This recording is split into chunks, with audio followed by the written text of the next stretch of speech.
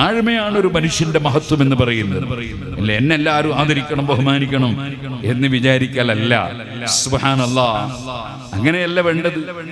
മഹാനായ ഇമാം ഷാറാനി റളിയല്ലാഹു അൻഹു പറഞ്ഞു, അതെ, ചില ഏജൻസികളുണ്ട്, ശൈഖാണെന്ന് പറഞ്ഞ് പലരെയും പരിചയപ്പെടുത്താനുള്ള ഏജൻസികളുണ്ട്.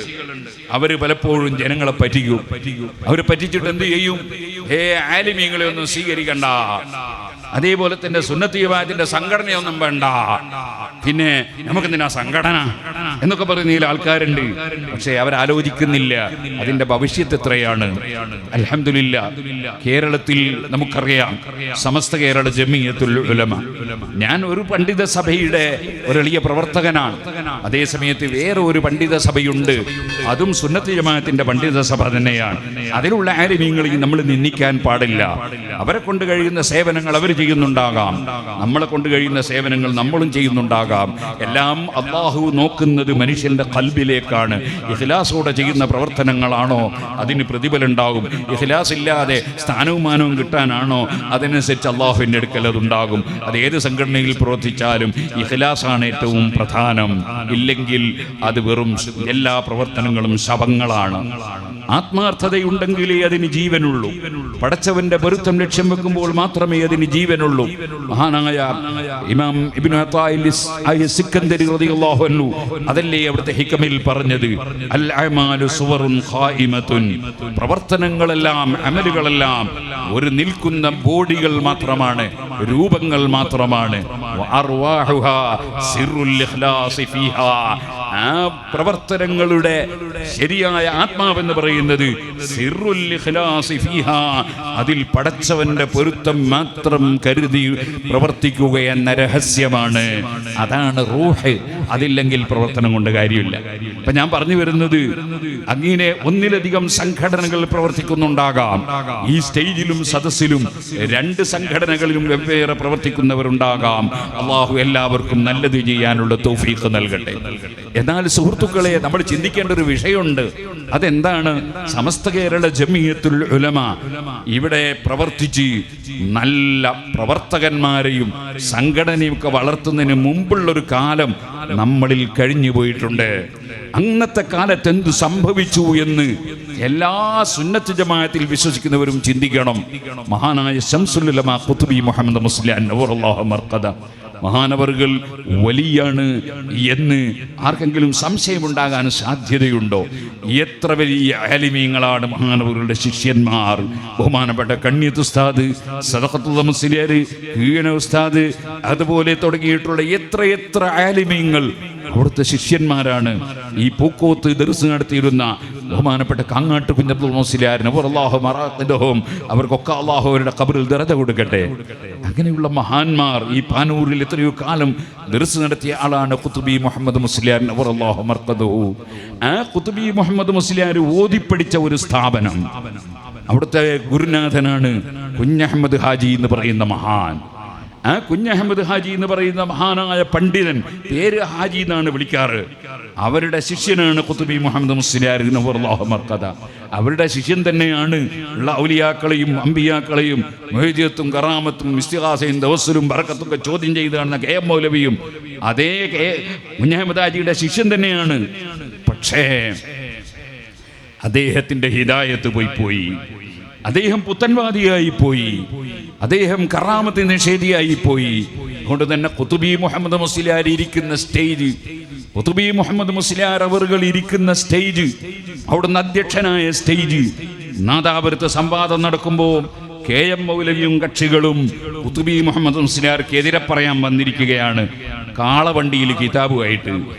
അവിടെ നിന്നാണ് പിന്നെ ലാത്തങ്കത്തി കറാമത്തുൽ ഔലിയായി, ഔലിയാക്കളെ കറാമത്ത് മരണം കൊണ്ട് നിന്ന് പോവില്ല എന്ന് പറയുമ്പോൾ അത് വായിക്കുമ്പോൾ അതൊന്ന് രഹസ്യമാക്കി വായിച്ച് ആളുകളെ പറ്റിക്കാൻ നോക്കിയപ്പോൾ നാദാപുരത്തെ വലിയ മുദരിസായിരുന്ന ബഹുമാനപ്പെട്ട തർക്കണ്ടി അബ്ദുറഹ്മാൻ മുസ്ലിയാർ നവറല്ലാഹു മർഖദഹു അതിനെ പിടികൂടി ചോദ്യം ചെയ്തത്. അതൊക്കെ വലിയ സംഭവങ്ങളാണ്. ഇൻഷാ അല്ലാഹ് നമ്മുടെ സമസ്ത കേരള ജമിയത്തുൽ ഉലമയുടെ 100ാം വാർഷികത്തോടനുബന്ധിച്ച് അങ്ങനത്തെ ഒരുപാട് ചരിത്രങ്ങളൊക്കെ പുറത്ത് വരാനുണ്ട്. അപ്പോൾ ചെറുപ്പക്കാർക്കൊക്കെ അത് വായിച്ചു പിടിക്കാം. ഇപ്പോൾ ഞാൻ അതിലേക്ക് കടന്ന് സംസാരിക്കുന്നില്ല. പറഞ്ഞു വന്നത്, ആ ഖുത്ബി മുഹമ്മദ് മുസ്ലിയാർ അവர்கள் ഓതിപ്പടിച്ച ഒരു സ്ഥാപനം, സ്ഥാപനം. ഖുതുബി മുഹമ്മദ് മുസ്ലിയാരെ ശേഷം ദർസ് നടത്തി മഹാനായ മർഹൂം കണ്യത്ത് ഉസ്താദ് നവറല്ലാഹു മർഖദഹു മഹാനവറുകൾക്ക് ഓതിക്കൊടുത്ത സ്ഥാപനം. കണ്യത്ത് ഉസ്താദ് അവറുകൾ മഹാനായ താജുൽ ഉലമ, അതേ ബഹുമാനപ്പെട്ട താജുൽ ഉലമ അബ്ദുറഹ്മാൻ അൽ ബുഖാരി ഉള്ളാൾ തങ്ങൾക്ക് കിതാബ് ഓതിക്കൊടുത്ത സ്ഥാപനം അതാണ് വാഴക്കാട് ദാറുൽ ഉലൂം. ആ വാഴക്കാട് ദാറുൽ ഉലൂം സ്ഥാപനം ഇന്ന് ആരുടെ കയ്യിലാണ്? അത് മുജാഹിദ് ജമാഅത്ത് ഇസ്ലാമിയുടെ കയ്യിലാണ്. ഞാൻ പുല്ലൂക്കര ജമാഅത്ത് പള്ളി പഠിക്കുമ്പോൾ എനിക്ക് കുറേ മറ്റ് മദ്ഹബുകളിലുള്ള കിതാബുകൾ നോക്കേണ്ട ഒരു അവസരമുണ്ടായി. അന്ന് പല കിതാബുകളും അവിടെ ഉണ്ടെന്ന് കേട്ടിട്ട് ഞാൻ അവിടെ പോയി താമസിച്ച് കിതാബ് നോക്കിയത് എനിക്ക് ഓർമ്മയുണ്ട്. പക്ഷേ അവിടുത്തെ മാനേജർ ഒരു ജമാഅത്തുകാരനാണ്. അദ്ദേഹത്തെ അവിടുത്തെ നമ്മളെ SSFന്റെ കുട്ടികൾ സ്വാധീനിച്ചിട്ടാണ് എനിക്ക് കിതാബ് നോക്കാൻ അവസരം കിട്ടിയത്. ഇന്നും അവരെ കയ്യിലാണ് ആ സ്ഥാപനം. അതെന്തുകൊണ്ട് സംഭവിച്ചു? പോകട്ടെ, മഹാനായ മുഹീദ്ദീൻ അബ്ദുൽ ഖാദിർ ജീലാനി ഖദ്ദസല്ലാഹു സിർറഹുൽ അസീസ് തങ്ങൾ മഹാനവറുകളുടെ അനുസ്മരണം നടക്കുന്ന മാസമാണിത്. താജുൽ ഉലമയും നൂറുൽ ഉലമയും അനുസ്മരിക്കുന്ന മാസമാണിത്. ഓ സുഹൃത്തുക്കളെ, ഞാൻ ചോദിക്കട്ടെ, മുഹീദ്ദീൻ ശൈഖ് റളിയല്ലാഹു അൻഹുവിന്റെ പേരിൽ മർഹൂം ബാഫഖി തങ്ങൾ നവറല്ലാഹു മർഖദഹു അടക്കമുള്ള വലിയ വലിയ മഹാന്മാരുടെ പ്രവർത്തന ഫലമായി കോഴിക്കോട് പാളയം മുഹീദ്ദീൻ ജുമാ മസ്ജിദ് എന്ന പള്ളി നിർമ്മിച്ചു. ആ പള്ളി ഇപ്പോൾ മുജാഹിദിന്റെ കയ്യിലല്ലേ? അതിൻ്റെ അപ്പുറത്ത് അബുൽ ഹസൻ ഷാദിലി റളിയല്ലാഹു അൻഹുവിന്റെ പേരിൽ ഷാദിലി പള്ളി നിർമ്മിച്ചു. അതിന്ന് പുത്തൻവാദിയുടെ കയ്യിലല്ലേ? ഇനി അതിൻ്റെ ഇപ്പുറത്ത് അതേ ടിപ്പു സുൽത്താൻ എന്ന് പറയുന്ന ഭരണാധികാരി ക്ലാസ് സുന്നിയായിരുന്നില്ലേ? അദ്ദേഹത്തിന്റെ പട്ടാളക്കാർക്ക് നിസ്കരിക്കാൻ വേണ്ടി പട്ടാളപ്പള്ളി നിർമ്മിച്ചു. ആ പള്ളി ഇന്ന് പുത്തൻവാദിയുടെ കൈവശത്തിലല്ലേ? അവിടെ ഒരു മുഹീദ്ദീൻ റാത്തീബ് ചൊല്ലാൻ പറ്റുമോ? അവിടെ ഒരു ഷാദിലി റാത്തീബ് ചൊല്ലാൻ പറ്റുമോ? അവിടെ ഒരു മൗലിദ് ഓതാൻ പറ്റുമോ? പോകട്ടെ, അവിടെ നിസ്കരിക്കുന്ന നിസ്കാരത്തിന് നിയ്യത്തുണ്ടോ? അവിടെ എന്തെങ്കിലും ഉണ്ടോ? എങ്ങനെ ഇത് നഷ്ടപ്പെട്ടു പോയത്? നമുക്ക് സംഘടനാശക്തി ഇല്ലാത്തത് കൊണ്ട് നഷ്ടപ്പെട്ടു പോയതാണ്. അന്ന് നമുക്ക് സംഘടനാശക്തി ഇല്ലായിരുന്നു. ഇന്നതുപോലെ എന്തേ നമ്മളെ പള്ളി നഷ്ടപ്പെടാത്തത്? കുറ്റിയാടിയിൽ 11 മഹല്ലുകളിൽ പള്ളിയും മദ്രസയും നഷ്ടപ്പെട്ടു പോയില്ലേ? ഇപ്പോഴെന്തേ ഒറ്റ നഷ്ടപ്പെടാത്തത്? അതിന്റെ കാരണം സുന്നികൾ സുശക്തരാണ്. അവർ സംഘടനാ പ്രവർത്തനം സുശക്തരാണ്. അതൊന്നോ രണ്ടോ എത്രയെങ്കിലും ആകട്ടെ, അവരൊക്കെ സംഘടനാ പ്രവർത്തനങ്ങൾക്ക് സുശക്തരാണ്. അതുകൊണ്ട് തന്നെ സുന്നത്ത് ജമാഅത്തിന്റെ ഒരു പള്ളി പഴയ കാലത്ത് പിടിച്ചതുപോലെ ഇന്ന് പിടിക്കാൻ കഴിയില്ല. സുന്നത്ത് ജമാഅത്തിന്റെ ഒരു മദ്രസ പിടിക്കാൻ കഴിയില്ല. സുന്നത്ത് ജമാഅത്തിന്റെ ഒരു സ്ഥാപനം പിടിക്കാൻ കഴിയില്ല. ഈ സംഘടനകൾ ഇല്ലായിരുന്നുവെങ്കിൽ നമ്മുടെ പള്ളികൾ ദിനേന നഷ്ടപ്പെട്ടേനെ, നമ്മുടെ സ്ഥാപനങ്ങൾ നഷ്ടപ്പെട്ടേനെ. ഞാൻ പറഞ്ഞില്ലേ, ശംസുൽ ഉലമ ഖുതുബി മുഹമ്മദ് മുസ്ലിയാർ ഓതിപ്പടിച്ച സ്ഥാപനം മറ്റൊരാളെ കയ്യിലായില്ലേ? ഇന്നങ്ങനെ പോവില്ല. കാരണം അവിടെ ചോദ്യം ചെയ്യാൻ സുന്നത്ത് ജമാഅത്തിന്റെ സംഘടനയുണ്ടാകും. അതുകൊണ്ട് ഞാനിത് പറഞ്ഞു വന്നത്, ഈ വ്യാജ തരീഖത്തിന്റെ ശൈഖന്മാരായി ഏജൻസികളെ നിശ്ചയിച്ച് ജനങ്ങളെ പിഴപ്പിക്കുന്ന കക്ഷികളുണ്ട്. അബ്ദുൽ വഹാബ് ഷാറാനി തങ്ങൾ പറഞ്ഞതുപോലെ ആ കക്ഷികൾ ചിലപ്പോൾ പറയും, എന്തിനീ സംഘടന വേണമെന്നുണ്ടോ? സ്വർഗത്ത് കടക്കാൻ നമ്മളങ്ങ് നന്നായി നടന്നാൽ പോരെ, ഒരു ശൈഖ് ഉണ്ടായാൽ പോരെ? അങ്ങനെയൊന്നും മതിയാവില്ല. ഓരോ കാലഘട്ടത്തിൽ ബഹുമാനപ്പെട്ട സയ്യിദ് അവറുകൾ വരുന്നുണ്ട്. ഓരോ കാലഘട്ടത്തിലും ആവശ്യമായ ദീനീ പ്രവർത്തനങ്ങൾ നടത്തണം. അതിന് ഇന്നത്തെ കാലത്ത് സംഘടിത ശക്തിയിലൂടെ ദീനിനെ നശിപ്പിക്കുന്ന കാലമാണിത്. അവിടെ സംഘടിത ശക്തിയിലൂടെ തന്നെ ദീനിനെ നിലനിർത്തണം. അവിടെ ഞാൻ പറയാണ്, ഇങ്ങനത്തെ സദസ്സ് പലപ്പോഴും നമ്മുടെ സംഘടനയുടെ പരിപാടികളിലൊന്നും പങ്കെടുക്കാത്ത നല്ല മനുഷ്യന്മാർ ധാരാളം ഉണ്ടാകാൻ സാധ്യതയുള്ളൊരു സദസ്സാണ്. കാരണം അവർ മഹാന്മാരെ സ്നേഹിക്കുന്നു, മൂസ മുസ്ലിയാരെ സ്നേഹിക്കുന്നു, അതുപോലെ തന്നെ സി എം വലിയുല്ലാഹി ഖദ്ദസല്ലാഹു സിർറഹു അവരെ സ്നേഹിക്കുന്നു, അതുപോലെ വടകര മുഹമ്മദ് ആജി തങ്ങളെ സ്നേഹിക്കുന്നു. അങ്ങനെയുള്ള മഹാന്മാരെ സ്നേഹിക്കുന്ന ആളുകൾ വന്നെത്തുന്ന മേഖലകളാണ് ഇത്തരത്തിലുള്ള മഹാന്മാരായ ആളുകളുടെ സദസ്സുകൾ. മൂസ മുസ്ലിയാരെ സ്നേഹിച്ച് വരുന്നതാണ് ഇവിടെ ആൾക്കാർ. പറഞ്ഞ ഞാൻ വന്നതും അങ്ങനെയാണ്, നിങ്ങൾ വന്നതും അങ്ങനെയാണ്. അങ്ങനത്തെ സദസ്സുകളിലുള്ളവരും ഈ ഒരു ആശയം മനസ്സിലാക്കി വെക്കണം. നമ്മുടെ സുന്നത്ത് ജമാഅത്തിന്റെ സംഘടന, അത് ഞാൻ പറഞ്ഞല്ലോ, അതിന് തമ്മിലടിക്കേണ്ട ആവശ്യമൊന്നുമില്ല, തമ്മിൽ കുറ്റം പറയേണ്ട ആവശ്യമൊന്നുമില്ല. ഞാനിവിടെ കയറി വന്നപ്പോൾ ആദ്യം തന്നെ കണ്ടത് നമ്മുടെ മുസ്തഫ ഹാജിയെയാണ്. അദ്ദേഹം എൻ്റെ സംഘടനയുടെ പ്രവർത്തകനല്ല, പക്ഷേ എനിക്ക് വലിയ ഉപകാരം ചെയ്ത ആളാണ് അദ്ദേഹം. സിറാജുലുദ്ദീൻക്ക് വലിയ ഉപകാരം ചെയ്ത ആളാണ് അദ്ദേഹം. എന്തുകൊണ്ട്? അദ്ദേഹം അവിടെ സംഘടന നോക്കിയിട്ടില്ല. അദ്ദേഹം നോക്കിയത് ദീനിന് ഉപകരിക്കോ ഇല്ല എന്നാണ് നോക്കിയത്. സുബ്ഹാനല്ലാഹ്, ഞാനിപ്പോഴത് ഇവിടെ വിശദീകരിക്കുന്നില്ല. അദ്ദേഹം ഒരു ഉദ്യോഗത്തിലിരിക്കുന്ന സമയത്ത് ഒരാൾ പോയിട്ട് അദ്ദേഹത്തിന് പരാതി കൊടുത്തു. സിറാജുൽ ഹുദയെ സംബന്ധിച്ചൊരു പരാതി കൊടുത്തു. അദ്ദേഹം ആ മനുഷ്യനെ വിളിച്ചിട്ട് ചോദിച്ചു, കേടോ നീ കാണുന്നുണ്ടോ ഈ ബിൽഡിംഗ് മുഴുവൻ നീ കാണുന്നുണ്ടോ? നിനക്ക് ഒരു ചെറിയ ഒരു മൂത്രപ്പുര ഉണ്ടാക്കാൻ കഴിയുമോ എന്ന് ചോദിച്ചു. നിനക്കൊരു ചെറിയ മൂത്രപ്പുര ഉണ്ടാക്കാൻ കഴിയുമോ? ഈ കാണുന്ന കോടിക്കണക്കിന് ഉറുപ്പികയുടെ ആയിരക്കണക്കിന് കുട്ടികൾ പഠിക്കുന്ന സ്ഥാപനം, ഈ സ്ഥാപനത്തിൽ പഠിക്കുന്നത് ആ സംഘടനയുടെ ആളുകൾ മാത്രമാണോ? അല്ലല്ലോ. എല്ലാ സംഘടനയിലുള്ളവരും പഠിക്കുന്നില്ലേ? മുസ്ലിമീങ്ങളും പഠിക്കുന്നില്ലേ? അമുസ്ലിമീങ്ങളും പഠിക്കുന്നില്ലേ? എല്ലാവരും പഠിക്കുന്നില്ലേ? ഇത് അധ്വാനിച്ചുണ്ടാക്കുന്നതല്ലേ? അങ്ങനെ അധ്വാനിച്ചുണ്ടാക്കുമ്പോൾ അതിന് ഇടങ്കോലിടാനാണോ നീ ഹർജി കൊടുക്കേണ്ടത് എന്ന് ആ ഹർജി കൊടുത്ത ആളോട് വിളിച്ചു ചോദിച്ചു അദ്ദേഹം. ഞാനിത് പറയാൻ കാരണം അങ്ങനെ ചിന്തിക്കാൻ കഴിയണം, അങ്ങനെ ചിന്തിക്കാൻ കഴിയണം. സംഘടന ഒന്നോ രണ്ടോ എത്രയെങ്കിലും ആകട്ടെ, നല്ലത് ചെയ്യുമ്പോൾ തആവനു അലൽ ബിർരി വത്തഖ്വാ വലാ തആവനു അലൽ ഇസ്മി വൽ ഉദ്വാൻ. നിങ്ങൾ നല്ല കാര്യത്തിൽ പരസ്പരം സഹകരിക്കണം, ശത്രുത ഉണ്ടാക്കുന്നതിൽ സഹകരിക്കരുത്.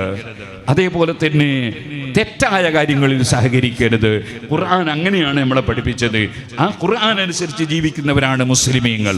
അപ്പൊ നമ്മൾ പരിപൂർണ മുസ്ലിമീങ്ങളായി ജീവിക്കാനാണ് ശ്രമിക്കേണ്ടത്.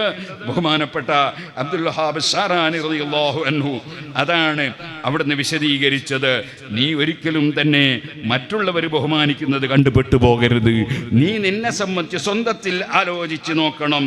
നിന്റെ അവസ്ഥ എന്താണെന്ന് നീ ആലോചിച്ച് നോക്കണം. നീ പടച്ചവന്റെ അടുക്കൽ ക്ലിയർ ആണോ? അല്ലേ? അള്ളാഹു അല്ലേ തരുന്നവനും തടയുന്നവനും? അള്ളാഹു അല്ലേ ദുനിയാവും ആഖിറവും തരുന്നവൻ? അതുകൊണ്ട് അള്ളാഹുവിൻ്റെ അടുക്കൽ ക്ലിയറായി ജീവിക്കണം. ഇതാണ് ഏത് സദസ്സിലും നമുക്കെപ്പോഴും എന്നോട് പറയാനുള്ളത്. ഞാൻ നിങ്ങളോടല്ല വയത് പറഞ്ഞത്, ഞാൻ വയത് പറഞ്ഞത് എന്നോടാണ്. കാരണം അമർത്തുകൽ ഖൈറ ലാകിൻ മഅ്തമർതു ബിഹി. ഇമാം ബൂസരി റളിയല്ലാഹു അൻഹു പറഞ്ഞില്ലേ, ഞാൻ പലപ്പോഴും ഖൈറായ കാര്യം പറയുന്നു. അമർതു ബിഹി, അതെനിക്ക് വേണ്ടതുപോലെ പാലിക്കാനും കഴിഞ്ഞില്ലെന്ന് വരാം.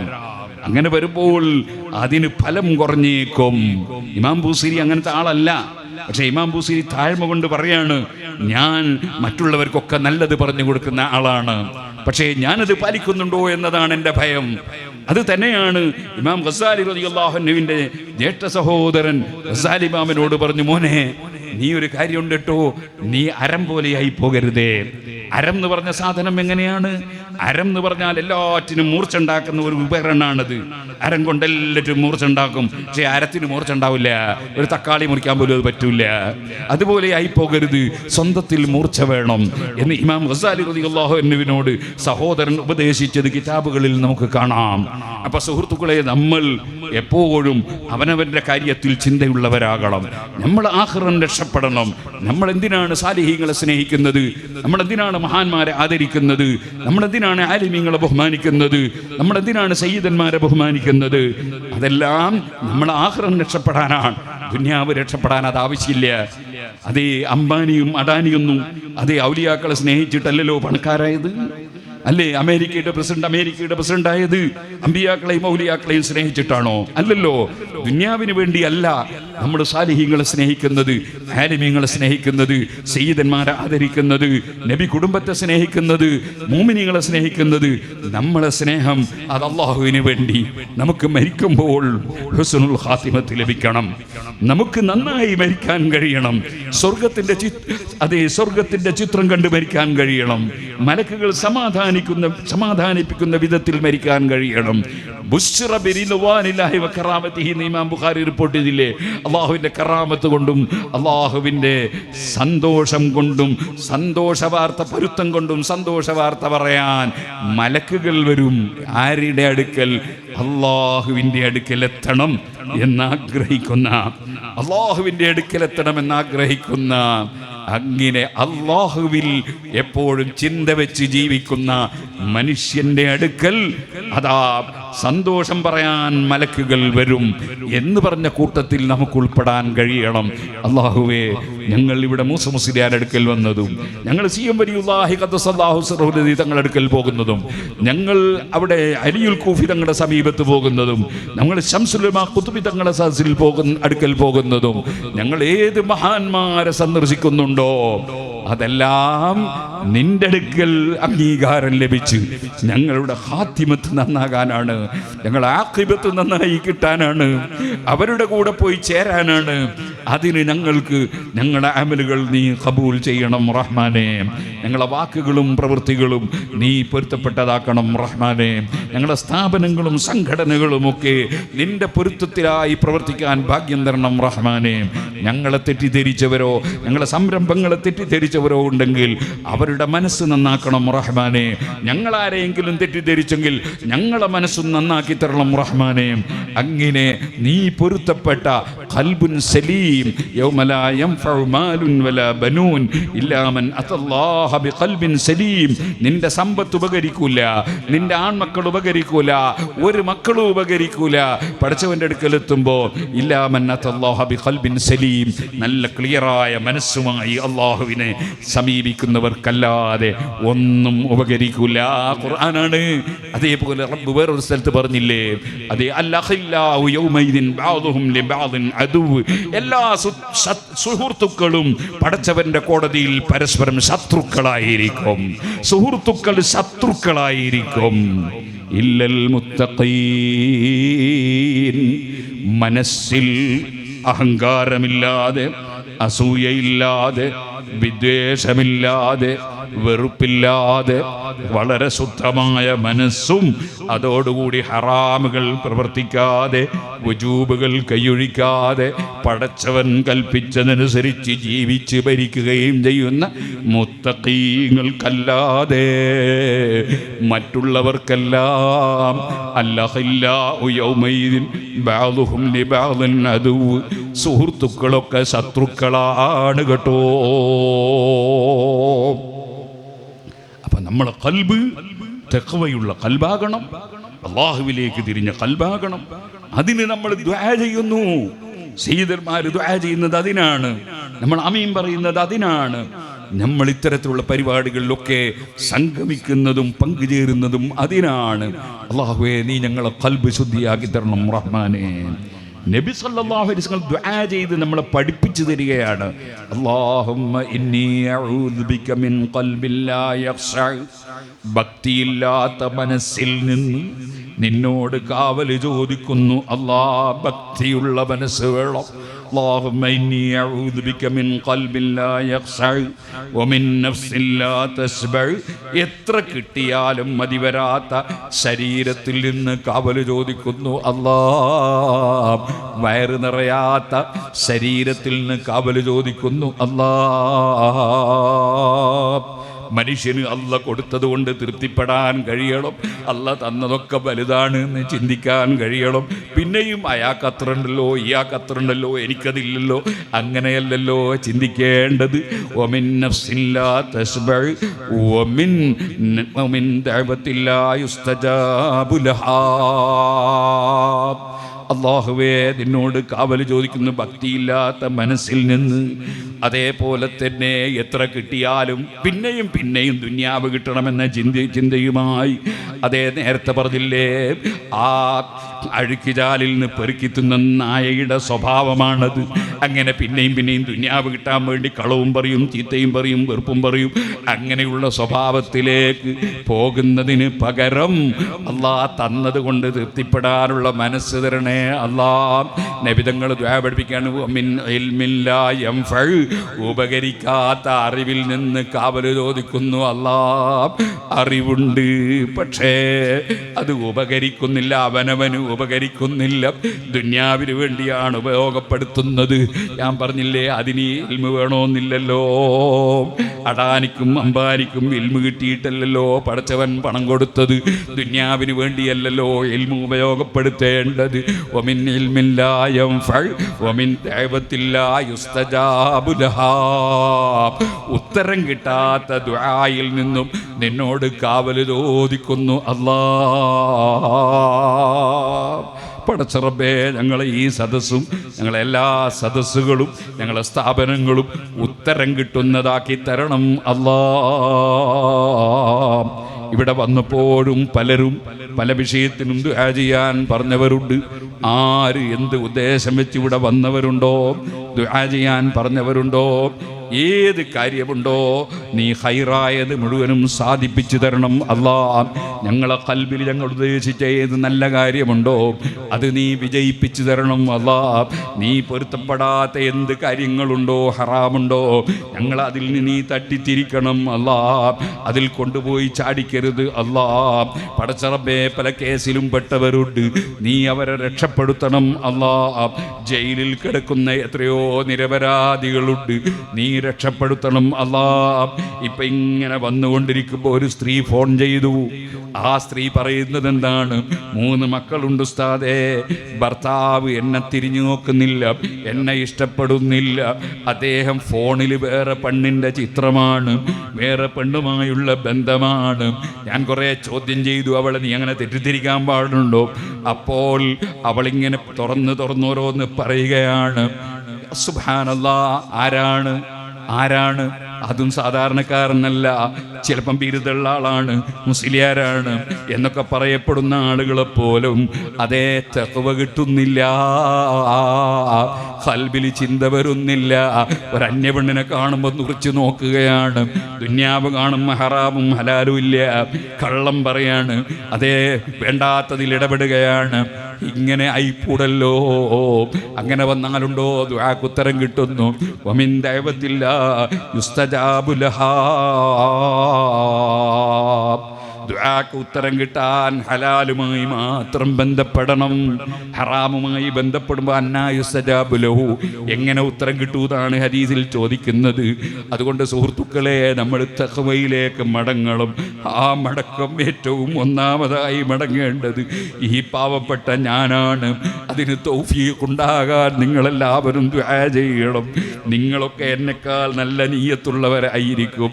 ഈ സദസ്സിലേക്ക് വരുമ്പോൾ അല്ലാഹു നമ്മളെല്ലാവരുടെ നിയ്യത്തും നന്നാക്കി തരട്ടെ. നമ്മളെല്ലാവരെയും അല്ലാഹു കബൂൽ ചെയ്യട്ടെ. നമ്മളിൽ വീടില്ലാത്തവരുണ്ട്, അവർക്ക് അല്ലാഹു വീട് എളുപ്പമാക്കട്ടെ. വേറെ ചിലർക്ക് പലതും വാങ്ങി കിട്ടേണ്ടവരുണ്ട്, വിറ്റ് കിട്ടേണ്ടവരുണ്ട്, അല്ലാഹു എളുപ്പമാക്കി തരട്ടെ.